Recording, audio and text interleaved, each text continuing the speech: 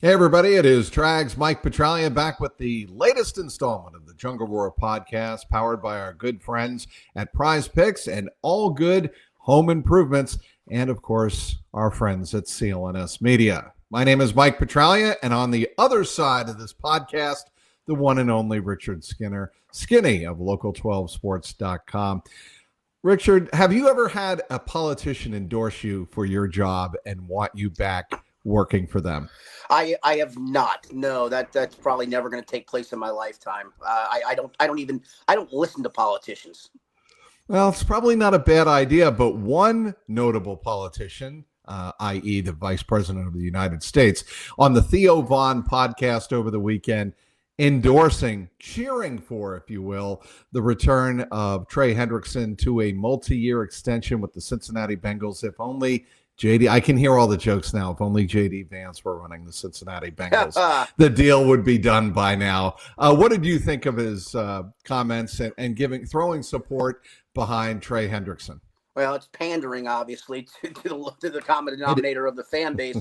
I would also suggest to him, I don't think Doge would want him throwing around money like that either, right? So it's all easy to say when it's not your money to play with, right? I'd like to know what JD Vance thinks would be a fair price. Would it come down right around 28 million? Would he say, screw it? You know, I'm a politician. I'm used to expanding the budget a little bit. Give him 31 a year. I mean, the way the government's going about slashing things, would they really give him that kind of money, or would they in turn lowball him? Again, like I said, it's always easy for people to say when it's not your money, right? It is. And I think you and I are both going to be fascinated, A, to see if Trey shows up tomorrow at minicamp, and B, correct, if he participates. You know, maybe he and Zach Taylor came to an agreement like he kind of did with Shemar Chase last year. Remember, Shemar showed up, really didn't do anything other than watch the installs and kind of mentor some of the young receivers. And maybe that's a deal he cuts with Trey of, listen, man, you don't want to get fined. Just show up. Be a good teammate, be there, supporting some of the younger guys, and do those kind of things. But it's gonna be a fascinating Tuesday for a lot of reasons. He's one of them, probably the main one of them. A hold in, if you will, not a hold out.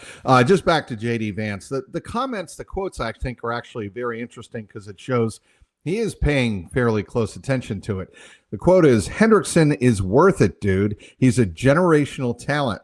It's very hard to get a guy like that. It's kind of crazy how, like, I'm a big football fan, but edge rushers have become almost like where left tackles were 10 or 15 years ago, where everybody just realized that this is a really underpaid position that you got to have. And so, yeah, I think we're, meaning the Bengals, going to have to pay Hendrickson." He went on to say whether or not he would be asked to if the Bengals were to win a Super Bowl, or if they were to want him in the stadium, would JD Vance be welcome by Trey Hendrickson? And JD Vance said, "I hope so. Here's what I'll say to Trey. If you're watching this show," meaning again the Theo Von podcast, "if you're watching this show, if you're a Republican, I'll show up to a Bengals game and take a photo with you if you sign on with the Bengals.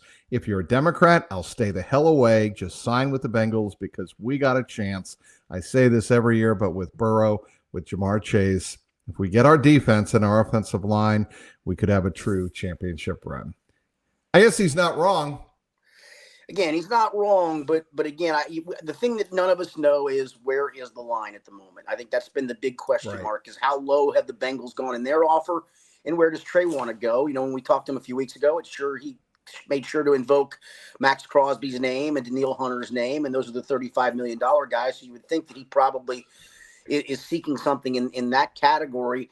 The more this drags on, it just feels like the Bengals aren't going to extend him. I would hope that they raise the kitty a little bit. Again, I don't know where. I think that's the worst part is none of us knows it because there's no transparency. And maybe that's not an awful thing, but it's hard to really know where to come down on this. Like, I don't think he's getting the 35 mil, but where is the fair line? Because I said this on the podcast last time. Just because the Browns are stupid, just because the Texans are stupid, just because the Raiders are stupid, doesn't mean you have to follow suit. I'm sorry what the market says.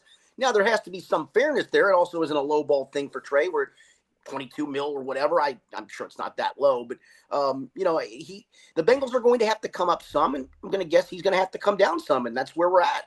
So we know the money is the money, but what about the length, Skinny? Are we talking no more than 2 years I with would think maybe so. throwaway third? Yeah, I would think so. I mean, you had that last year maybe as a void year of some kind. I can't see it being another year because that's kicking the can down the road for both sides. And Trey mentioned he doesn't want to kick the can down the road again. I think I understand that part of it. I think 2 years sounds good. If he's looking for 3, I just don't know. I just don't know if I'm going to pay that into a 34-year-old guy at that point. I'm sorry, I don't think that's fiscally responsible. It's just not. All right. In terms of the other defensive edge that's on everybody's mind, that's Shemar Stewart, of course, the first-round pick, 17th overall, drafted by the Cincinnati Bengals. I still don't think it's a big deal, and we've gone down this road before. What he's missing right now, and even in minicamp, mandatory minicamp, I don't think it's a big deal. Now, Shemar Stewart has been on the field. He's been observing. He's been in all the meetings based on what we've heard inside the building at Paycor. He's just not actually doing the drills. I don't think that's a big deal. I think it's a huge deal, Mike. I do. I don't think it's a big deal for a veteran. I do think it's a big deal for a rookie, and a rookie who you're counting on to do some things this year. And I go back to a couple of comments. Al Golden at the Combine, where he said, I need to take advantage of every OTA practice possible to get us up to speed for training camp. Well, this kid's not getting up to speed for training camp because the Bengals are sticking it to him, and that's unfortunate. Shame on them for this. And then the other side was, I keep going back to a comment from Zach Taylor a couple of weeks ago when he has his most recent press conference with us, when I don't know if you asked it, it was a direct question of how important do you think on-field reps are, and he made it a point of, I think they're extremely important. And I think that was almost, it felt like a jab at the front office of, we need to get this guy on the field, people. And I think it has been. It is important. You've wasted these OTA practices with this kid. You may waste minicamp with this kid this week. You may waste part of training camp if he's not signed, all of training camp if he's not signed. And again, that side is not budging for the Bengals to make a precedent-setting contract. So they better come off of that marker right here, right now. And I cannot see, if you're the Bengals, just saying, well, I guess we're not going to have our first-round pick. I cannot see. Mike, a famous man told me last week, said the Bengals, and you were there with me when this famous man said this. The Bengals' priorities are what again? Legal, business, family, and football. Family above God, probably. But their priority, Skinny, and the point you're making is they are lawyers first, they are business people second, and they are football people third. That's the way it comes off when you get into standoffs with a guy like Trey Hendrickson. Or more to the point, and I think it's more illuminated when you have a standoff with a rookie like Shemar Stewart over contract language. This is not over money. It's over language. Right. To protect money down the road, but specifically, primarily, it's over contract language. And let's not forget, Demetrius Knight's not signed either. I mean, he signed the waiver to participate, and he is doing on-field stuff, so he has chosen to go that route. But let's say that his side says we're not doing this deal. I mean, are you really going to waste your first 2 picks this year by not getting deals done? And I think that's why Jermaine Pratt's still flapping in the wind, because he's an insurance policy if some reason Knight doesn't eventually sign. I mean, what are we doing? That I don't understand, and we're not going to find out because the front office is not going to illuminate us on what exactly and inform us on exactly what their policy is, what they're thinking.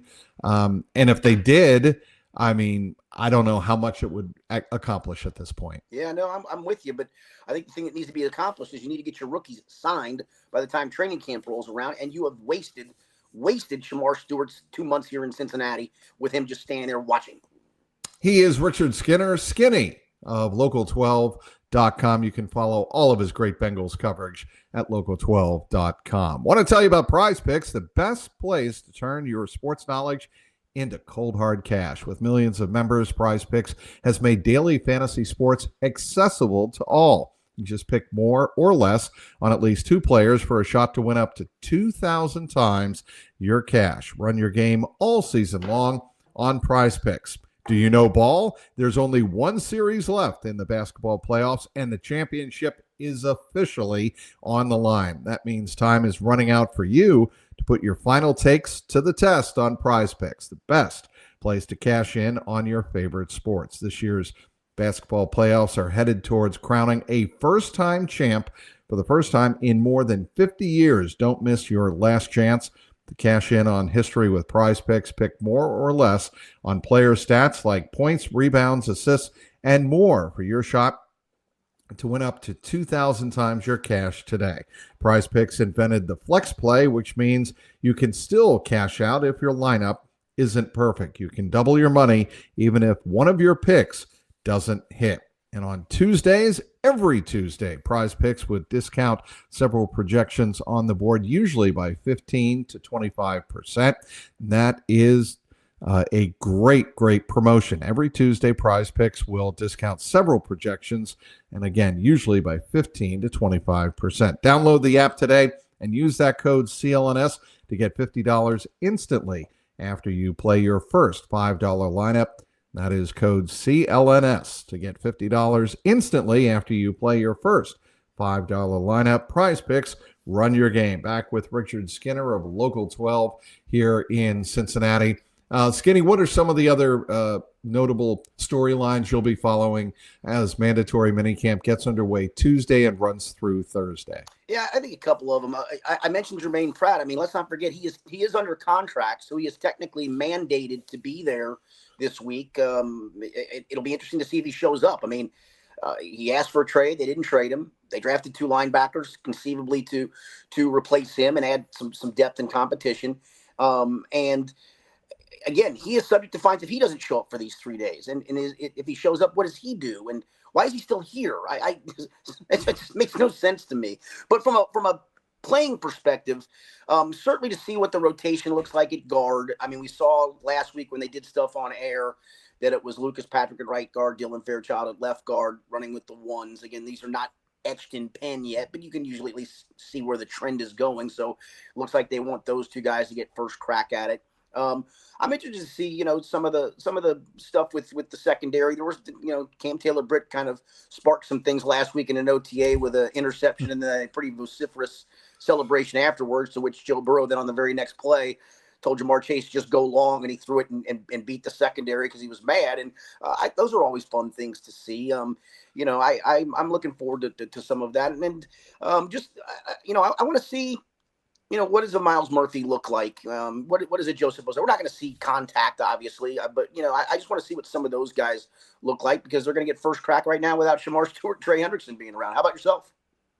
Well, I'm looking to see what the rotations are going to look like in the secondary. I'm still fascinated by that. I want to see how Dax Hill is coming along. Obviously, he's coming off the ACL. They're not going to push him too heavy, but I'm looking to see what the safety position looks like after Geno Stone. Do they really trust Jordan Battle back there? And again, like you said, the pads are not on, and the safety position is a contact position, especially if you're talking about a downhill safety like Jordan Battle. What about the linebacker position beyond Logan Wilson? Like you said, Skinny, it's a huge question mark. All of the question marks for me are on the defensive side of the ball. Yes, we want to know whether or not Dylan Fairchild can step in at right guard or left guard, and can Lucas Patrick be the right guard going forward. But I think that's going to work itself out. I think they have enough bodies along the offensive line.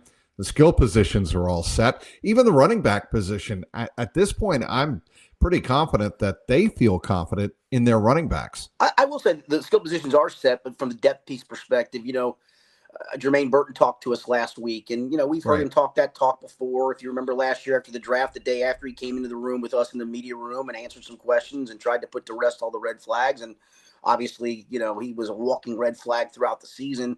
But it feels like there's a potential redemption story there. I wrote it more as a column. I think a lot of people wrote it as newsers, but I wrote a column where, listen, I've heard him talk before. The one thing that was different about him is he just looked different, didn't he, Mike? I mean, he looked bigger, just alive. I'm just talking just face. I mean, last year there were times you'd look at him and he looked like a zombie. Yes. And that's probably part of it. He wasn't getting any sleep. Who knows what he was doing that led to him not getting any sleep? He wasn't showing up for meetings in the mornings because he probably was rolling at all hours and trying to get some sleep. I mean, he has looked different, just facially, and energetically. And listen, the talent is clearly there. What could he look like as a fourth wide receiver? Charlie Jones is back on the field participating, and he has not been able to stay healthy. What's he look like? So I some of those depth pieces at that position, Isaiah Williams, who they got last year, I think they're high on. Those are some fun ones to look at as well. Well, I think, you're right. The Jermaine Burton story is a great one. I also wrote about it for CLNSCincy.com as a column because there is so much on the line for Jermaine Burton. He is being given that second opportunity that the Bengals traditionally have given a player like Jermaine. They don't want to quit on somebody like this, despite how ugly it got towards the end of the season, both in the building where he wasn't showing up to meetings and didn't make that trip to Pittsburgh in the season's final game of the year. And then the off-field stuff regarding his housing situation, reported or allegations of a domestic encounter with his former girlfriend. It got ugly for him, and that's a lot. I don't care if you're, a normal person dealing with that, let alone somebody in the NFL trying to acclimate to the NFL environment and the situation there. That's a lot for somebody, 22-year-old, to ask of a 22-year-old to really handle. And I think to the point, I think he said all the right things. I think he does feel like he's got himself into a good routine. He maybe he didn't take the T. Higgins, Jamar Chase mentorship last year. He says he's taking it now, and BJ Hill's mentoring him, and so he's got a support system there. I think that support system was there last year. He just chose not to utilize it. But now it feels like he's decided, I'm going to utilize this. And my guess would be the Bengals said, dude, you're not getting a third shot at this. We're going to give you one more chance. Straighten up and fly right. You're still under contract. I mean, Duke Tobin, I went back and dug up some quotes from the Combine where he even talked about how they still believed in Jermaine at that point, because it felt like a foregone conclusion that after all the legal trouble in the season, it just cut ties with this guy. And they chose not to. And maybe it turns out to be a great added piece, and he gets a chance to turn his life around a little bit. What's interesting to me, Skinny, about that is you already had two star receivers, and Jamar Chase and T. Higgins. You had a guy that's certainly coming into his own in Andre Iosivas. You have all of these pieces. You didn't necessarily have to keep Jermaine Burton. That's right. No, you're right. And they chose to do it, again, because I think they believe the talent's there. And, I don't know this because it's kind of probably private stuff to bring up, and it was a big cluster interview. Probably wasn't the place to ask it, nor was it going to get answered. I mean, did he seek help? Did he get some professional help that maybe has helped him in turn things around? If so, good for him. I whatever it is, just for the human side of it, hopefully this does get him to turn his life around. He talks about how much he loves football. I believe that, but man, when you're on your own for the first time and got money, God knows what some of them do with it. And he chose to ignore whatever mentorship was there. And maybe now he's not. Again, but I've heard him talk the talk before. I mean, he seemed like he came clean on a bunch of stuff the day after the draft with us. And I thought, okay, this was probably worth a risk. Well, it turned out to blow up in their face last year.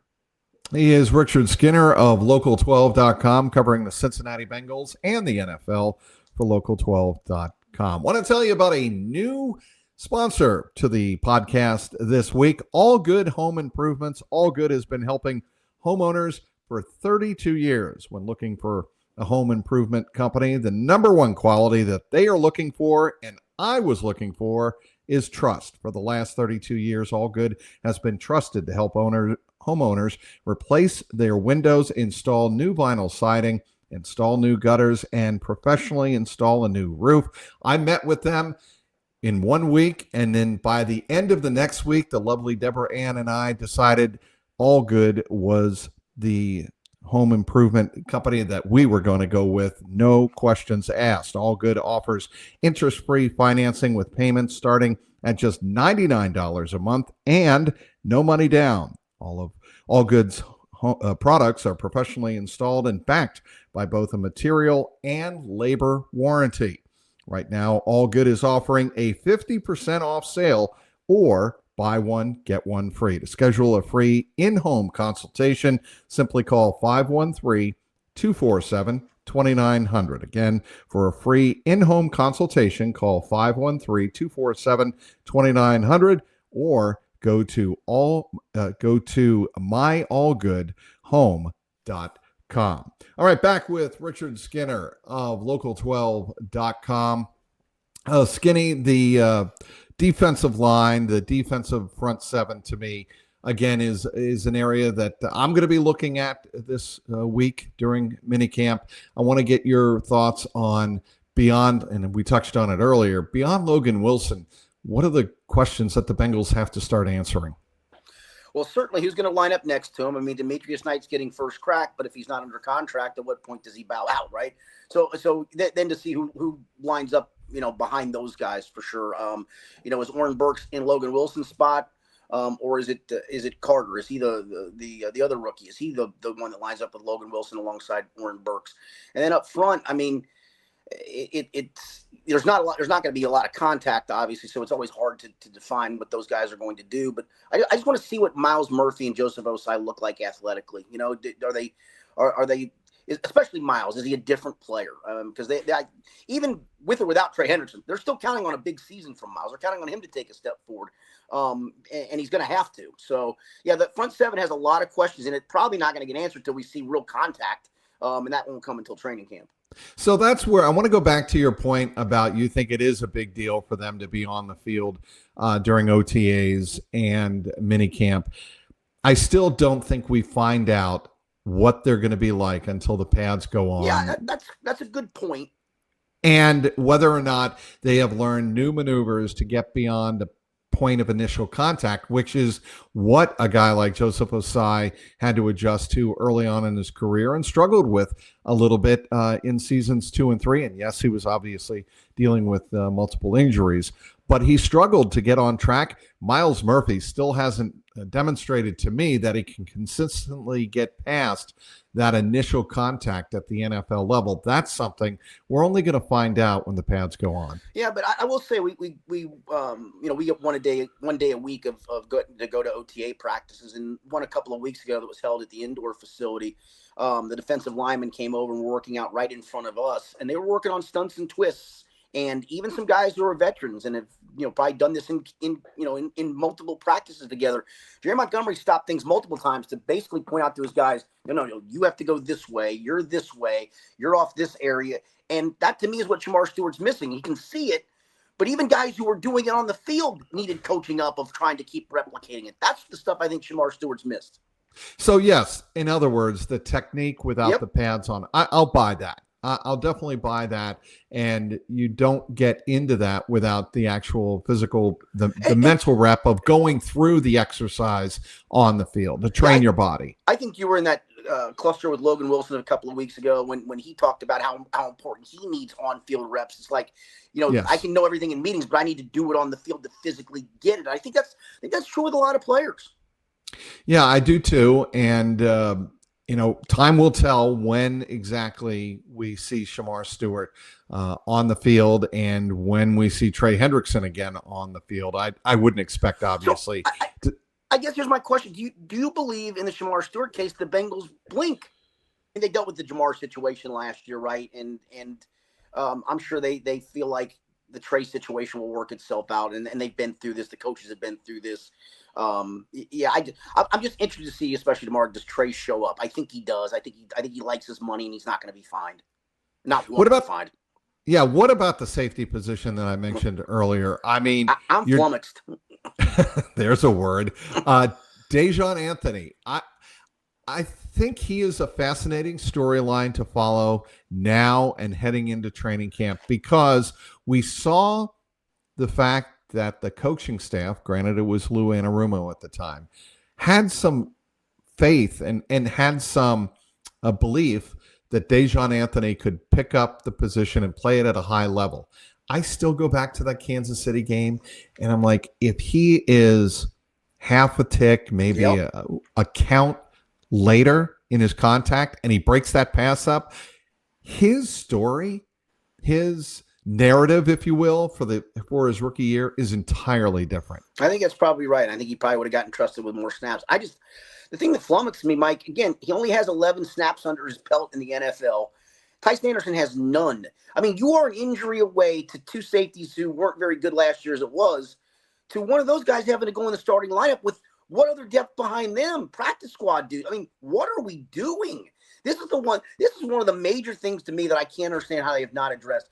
Either what's out there in Justin Simmons or Julian Blackmon, either they feel the price isn't right or they don't believe in them. I've heard rumblings that they don't believe much in Julian Blackmon, but we'll see if push comes to shove.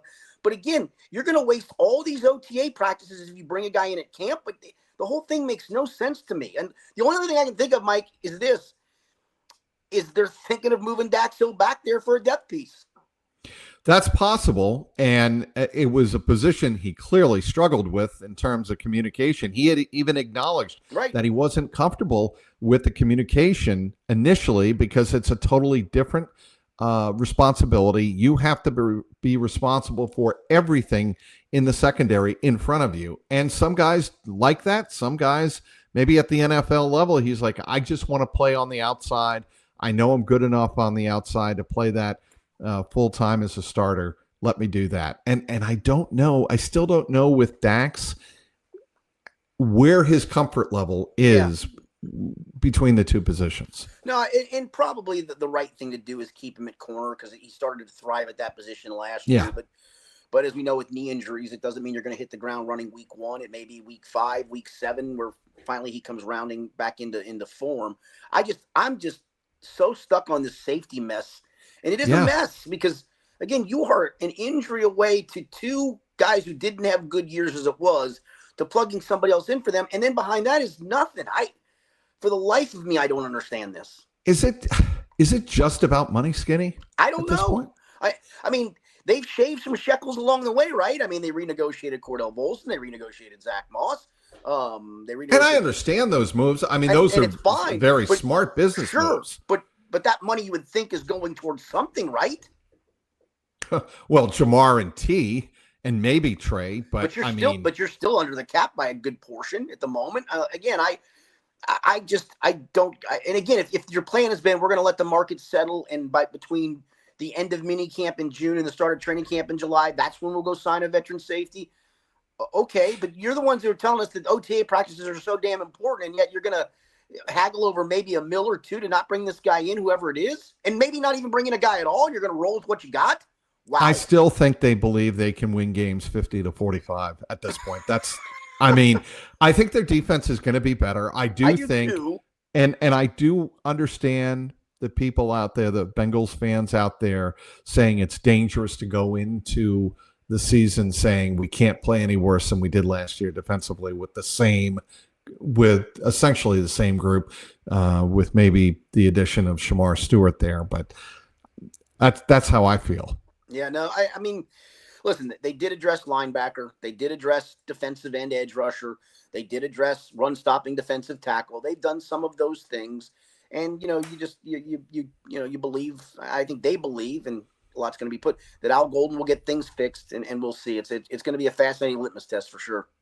We will hear from the 2 coordinators, Al Golden and Dan Pitcher, this week as well during mandatory minicamp. What are your, let's say, 2 biggest questions for both of them? Well, I want to know if Al Golden got in what he wanted to get in, and if he thinks that Shemar not taking reps has set him back. I'm sure he'll give me a coach answer to that. But I do want to know, did you get in everything you wanted? Because he talked about, again, he wants to hit training camp running. Like, this would be more review than install. And so it'll be fascinating to hear that, what his thoughts are at safety. Does he really feel like he can roll with what he's got at that position? Not just starters, but depth-wise. And maybe he did. Maybe he looked at film and said, in the stuff that we do, these guys are going to be successful for these reasons. So as much as I like Dan Pitcher and he's always interesting to talk to, I'm way more fascinated talking to Al Golden this week.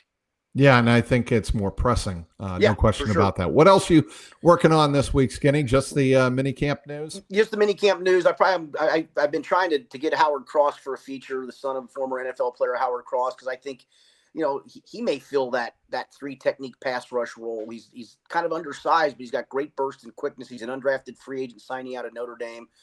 So yeah, I'm probably going to try to chase him down this week, and I'm sure we'll try to chase Trey Hendrickson in the locker room tomorrow if he's here to see what he thinks and where things stand, right? It'd be interesting. I don't think it'll be another 20-minute impromptu presser. I don't either. Yeah, I don't. All right. He is Richard Skinner, does a great job covering all things Cincinnati Bengals for local12.com. Be sure to visit that site and check out everything Skinny has up at local12.com. My name is Mike Petralia at Trags. I want to thank our sponsors of the new one, AllGood Home Improvements, and also Prize Picks, and our great people at CLNS Media. Until next time, keep that jungle roaring.